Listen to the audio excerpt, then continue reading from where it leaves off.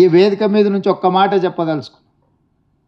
మనలో ఉన్న ఆట నైపుణ్యం వెలికి రావాలి, ప్రజల గుర్తింపు జరగాలంటే నైపుణ్యం కలిగిన ఆటగాడితో పోటీ పడాలి అని పెద్దలు చెప్తూ ఉంటారు.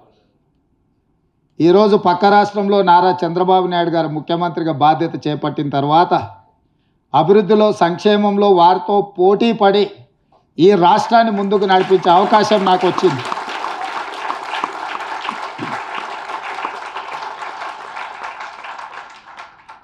గతంలో 12 గంటలు పనిచేస్తే సరిపోతుంది, అంతకు మించి అవసరం లేదు అనుకునేవాడిని.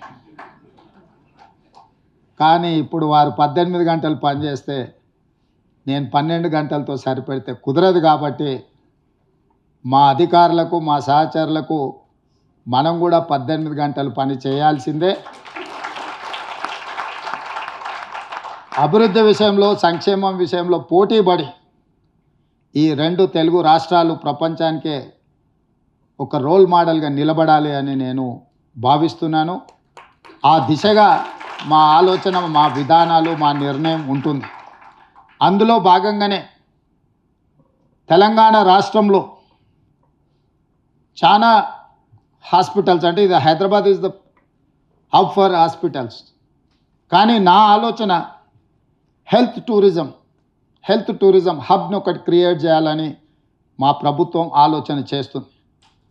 ప్రపంచంతోనే పోటీ పడే విధంగా ప్రపంచంలో ఉండే అన్ని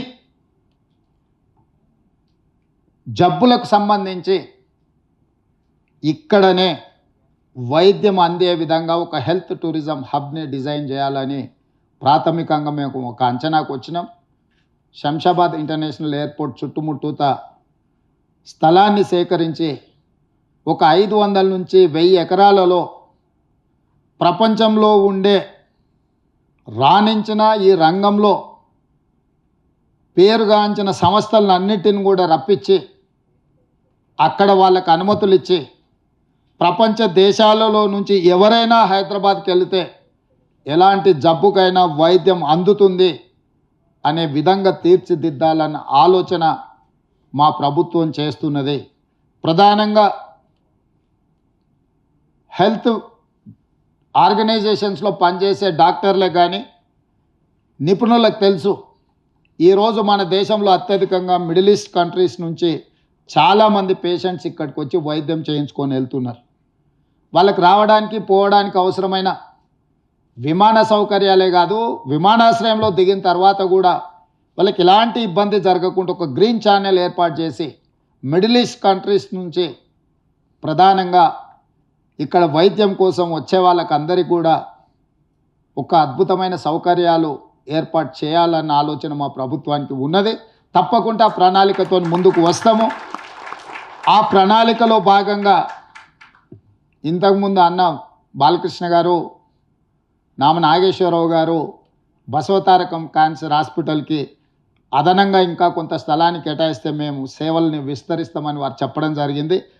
ఆ హెల్త్ టూరిజం హబ్లో తప్పకుండా బసవతారకానికి స్థలాన్ని కేటాయించి ప్రపంచంతో పోటీపడే తెలంగాణ రాష్ట్రంలో మీ పాత్ర తప్పకుండా ఉంటుంది, మీ సేవల్ని తప్పకుండా వినియోగించుకోవాలని మా ప్రభుత్వం భావిస్తుంది. మొదటి తరం నందమూరి తారక రామారావు గారు, 2వ తరం చంద్రబాబు నాయుడు, బాలకృష్ణ గారు, మరి 3వ తరం మా మిత్రుడు భరత్ అండ్ లోకేష్ బాబు ఏం చేస్తారో చూడాలి. ఇది వాళ్ళ బాధ్యత. ఎందుకంటే వారసత్వంగా సంక్షేమము, రాజకీయము ఏదైతే అనుకుంటున్నారో సేవ చేయాలన్నది కూడా వాళ్ళదే బాధ్యత. ఎన్టీ రామారావు గారు సినీ రంగంలో వారు అడుగు పెడితే వారితో పోటీ పడిన వాళ్ళు లేరు. రాజకీయాలలో వారు అడుగు పెడితే వారు సాధించనిది లేదు. ఈ దేశంలో ఈనాడు సంకీర్ణ రాజకీయాలకు పునాది పడ్డది కేంద్ర స్థాయిలో, రాష్ట్ర స్థాయిలో అంటే national front, United front, NDA లాంటి ఈ సంకీర్ణ రాజకీయాలకు పునాదులు వారు వేసిండ్రు. ఈరోజు దేశ రాజకీయాలనే సంకీర్ణ రాజకీయాలు ఈరోజు నడిపిస్తుంది. అదేవిధంగా సంక్షేమం. ఈరోజు బసవ తారకం ఆసుపత్రి అయినా, ₹2 కిలో బియ్యం అయినా, ₹50 హార్స్ పవర్ రైతులకు ఇవ్వాలన్న ఆలోచన అయినా, జనతా వస్త్రాలైనా, పేదవాడికి కూడు గుడ్డ ఉండాలి అనే ఒక గొప్ప మనసుతో, ఒక గొప్ప ఆలోచనతో నందమూరి తారక రామారావు గారు సంక్షేమాన్ని కూడా మనకు వారసత్వంగా ఇచ్చిండ్రు. అందుకే యువమిత్రులు లోకేష్ అండ్ భరత్కి నా సూచన, సినీ రంగం ఎలాగూ మా బాలకృష్ణ గారు చూసుకుంటారు, అది వదిలేసి రాజకీయం సంక్షేమం వీళ్ళిద్దరూ ఇంకా ముందుకు తీసుకెళ్ళాలి.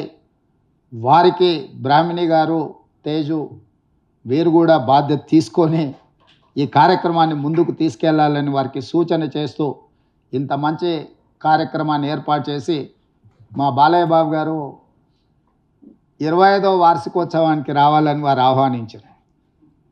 కానీ చైర్మన్ బాలకృష్ణ గారికి నేను ఇంకొక మాట ఇస్తున్నా, 30వ వార్షికోత్సవానికి కూడా నేనే వస్తా.